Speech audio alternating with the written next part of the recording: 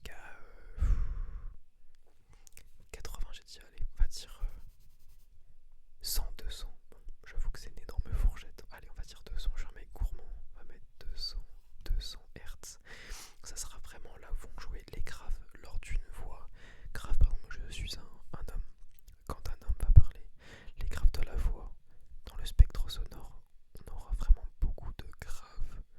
Le grave de la voix, ça se jouera dedans. C'est ici que si on coupe toutes les médiums et hautes fréquences, les aigus, on n'entendra vraiment que le grave de la voix. Ça fait un peu cet effet, par exemple, imaginons qu'un homme parle, vous êtes dans une autre pièce, dans une souris, vous êtes dans une salle de bain. Bon, imaginez que vous êtes dans une salle de bain et la musique joue vraiment dans le salon et vous avez fermé avec clé la porte de la salle de bain. Vous voyez, le son il sera vraiment... comment j'ai le mot en anglais, j'ai pas le mot en français. Muffled, ça se dit normalement. Mais ça sera étouffé. Voilà, le son sera étouffé, on n'entendrait que les vibrations à travers les murs. Et bah c'est exactement ça. Dans les basses fréquences qui se jouent quand vous fermez la porte de la salle de bain et que vous êtes en souris, la grosse enceinte de joue, vous allez entendre que les graves et ressentir vraiment les bas, les très très très bas graves entre les 0 et les 20 dans votre corps. Donc voilà. Au-delà des 200 Hz, ce qui va se passer, allez, on va dire entre 200, allez, entre 200 et 3000. Mais c'est à peu près ça. Entre 200 et 3000 Hz. Entre 2000. Bah, attends, je vais faire 2000, 3000. Et allez, on va être ultra gourmand. 10 000 Hz, on va le foutre ici. Hop, tac, tac, tac, 10 000 Hz. Et au-delà, tac, entre 10 000 et 20 000. Ok, donc faut savoir que au-delà, donc entre les 200, entre les 20 et les 200, on a dit que c'était les très graves. Pour vulgariser, il y a beaucoup plus d'échelles. Mais c'est les graves très graves. Entre 2000 Hz et bon, normalement j'aurais dû prendre 5000. Bon, on va prendre 5000, c'est quand même plus adapté. 5000 Hz. Hop.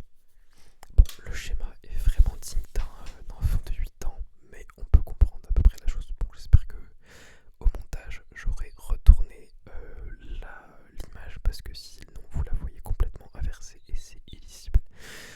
Mais bref, en gros, je vais vous la montrer comme ça. Là on a les très graves et là on a les 2000 et on va voir jusqu'aux 5000, principalement une voix tout confondu, hommes et femmes. On va les entendre dans ce spectre sonore là, entre les 2000 et les 5000 Hz, parce qu'on aura le gras de la voix qui va jouer. On va entendre un petit peu ce grave qui peut atteindre, qui sera dans les 200. Mais principalement, on a ce qu'on appelle les médiums qui vont se jouer là-dedans. Là, c'était les graves, on va mettre ça. On va mettre un gros G ici pour grave. G, tac, tac. Médium 2000, 3000, on va mettre un M. Médium de 2000, allez, j'ai mis 3000, mais en vrai, si je suis un peu plus gourmand, je mets les 5000 dans les médiums. Mais bref, on est là-dedans. De 2000 à 5000, c'est les médiums. Et dans une voix, c'est vraiment le spectre qui va le en plus en ressortir.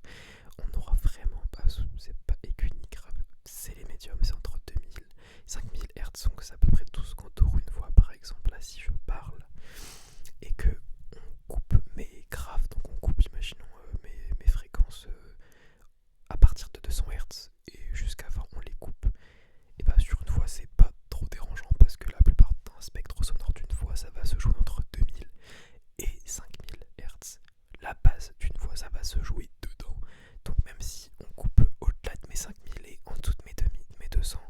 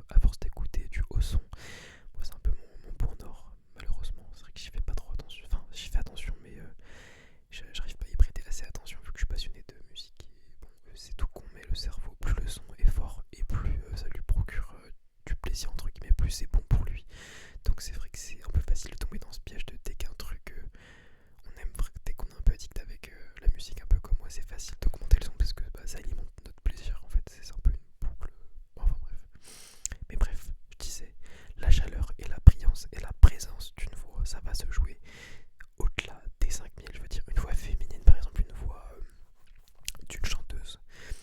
Là, comme j'ai dit, les médiums entre 2000 et 5000, si on parle, c'est un peu comme si je vous camouflais les oreilles, vous allez comprendre ce que je vous dis. Bon, un peu avec difficulté, mais vous allez comprendre. Alors que si une voix féminine, on libère tout le spectre de 2000 jusqu'à 20 000, vraiment on va entendre les hautes fréquences, donc les aigus, on met un petit A. Tac, au-delà, on va tout englober. Bon, le schéma est catastrophique. Mais bref, une voix féminine, par exemple une femme quand elle va chanter, et bon, je caricature, toutes les voix ne sont pas dans les aigus, les voix féminines ne sont pas dans les aigus, mais je caricature, enfin, on va prendre d'un point de vue majoritaire. Bien, ce qui se passe, c'est que vraiment, la chaleur, on va la sentir là-dedans, dans cette zone-là, entre les 5000 et 15 000. Moi, je suis un homme, je peux pas aller dans les aigus à cause de mes cordes vocales, etc. Donc, j'aurais moins de choses à dire là-dessus. Je pourrais pas l'expérimenter, comme avec l'exemple de la baignoire que j'avais dit dans les graves, parce que moi, c'est le ressenti que j'avais avec les 20 à 200 Hz. Mais là, attendez, j'ai de vous chercher un exemple où les aigus sont vraiment très parlants.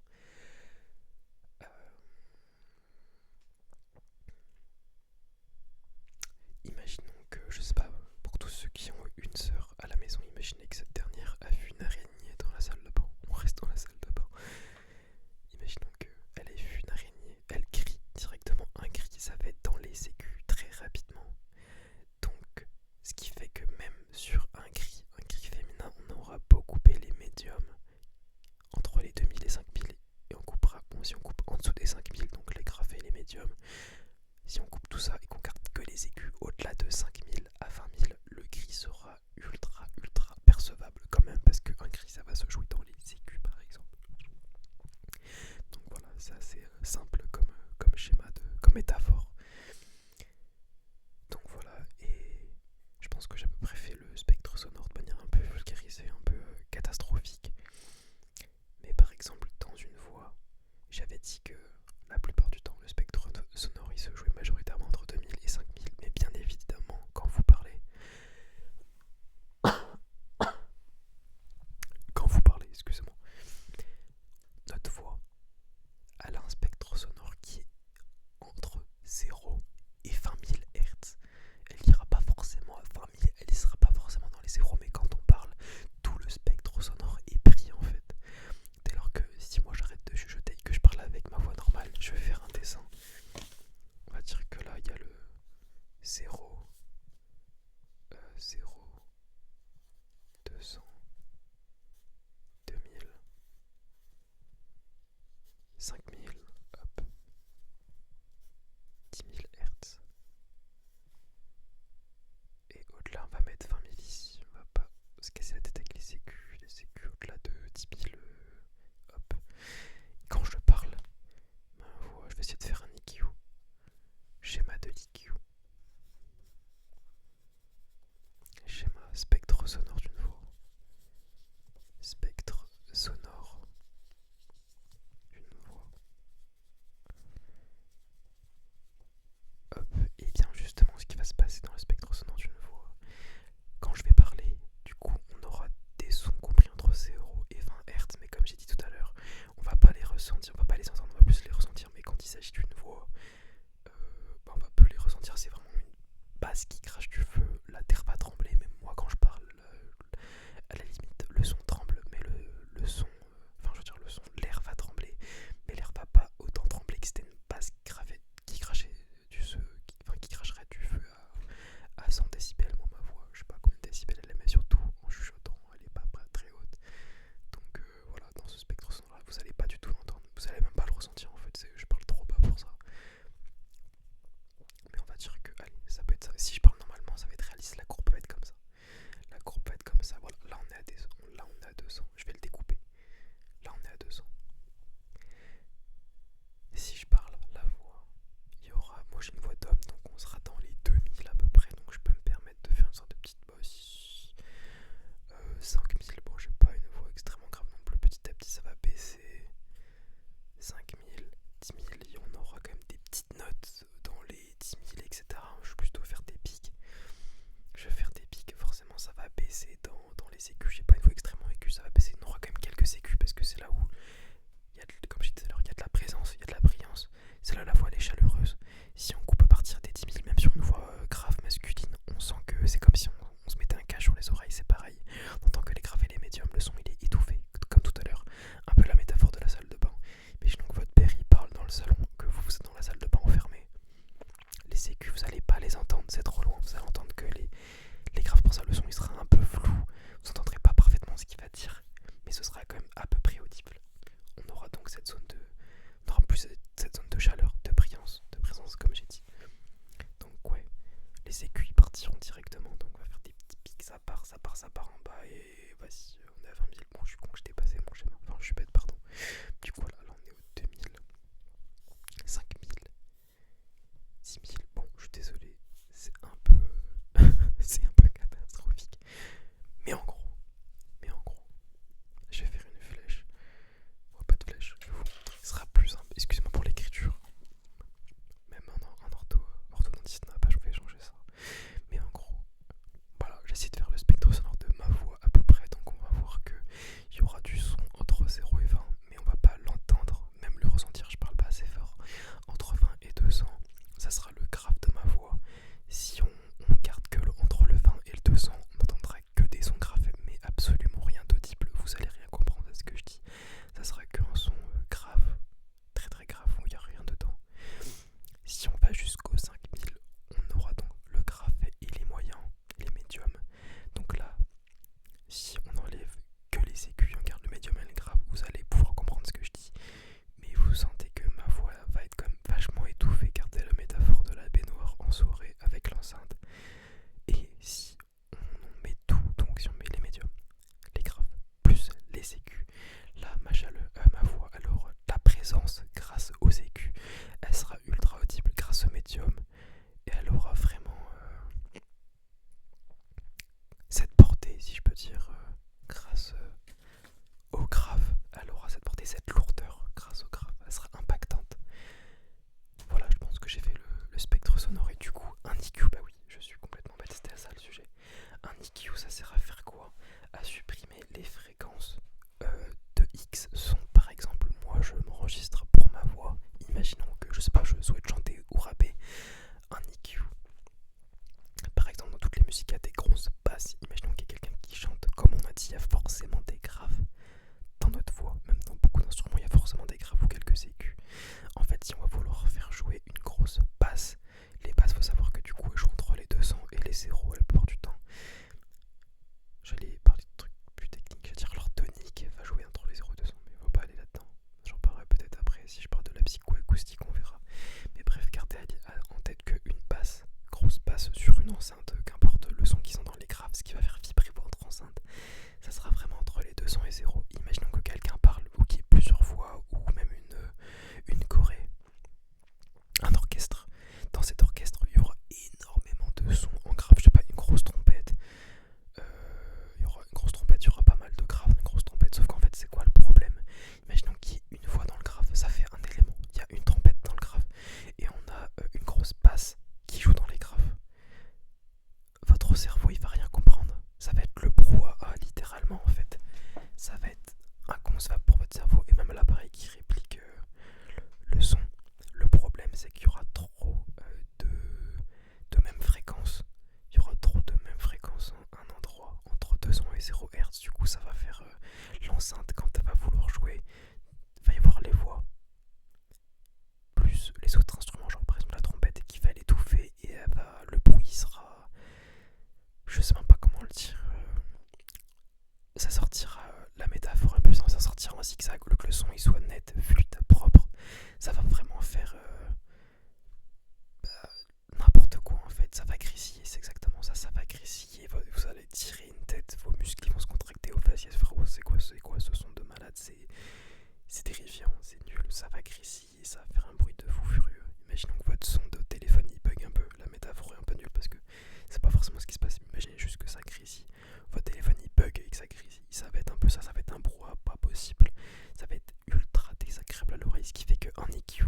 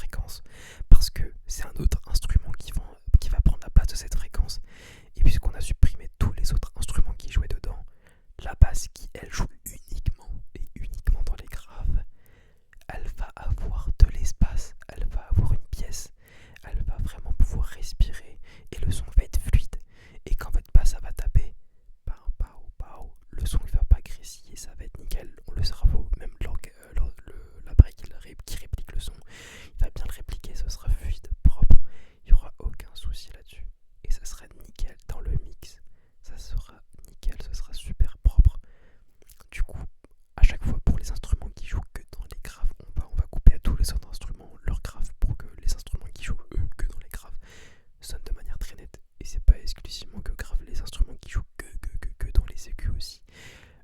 On va faire de la place sur le son d'instrument, on va vouloir couper les fréquences inutiles.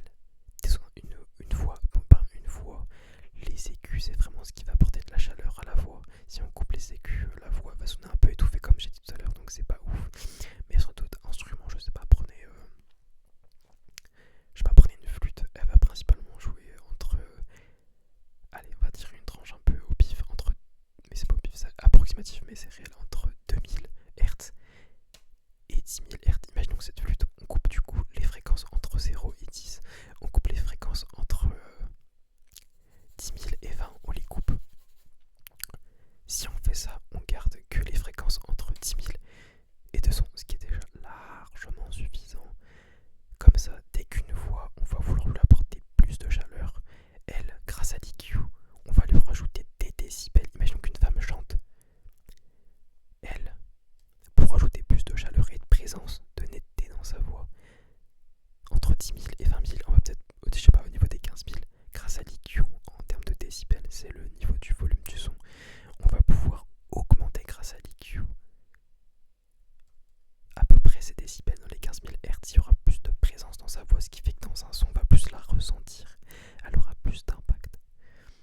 Un EQ, ça sert à soit supprimer des fréquences, ça sert soit à supprimer des fréquences, soit à en rajouter.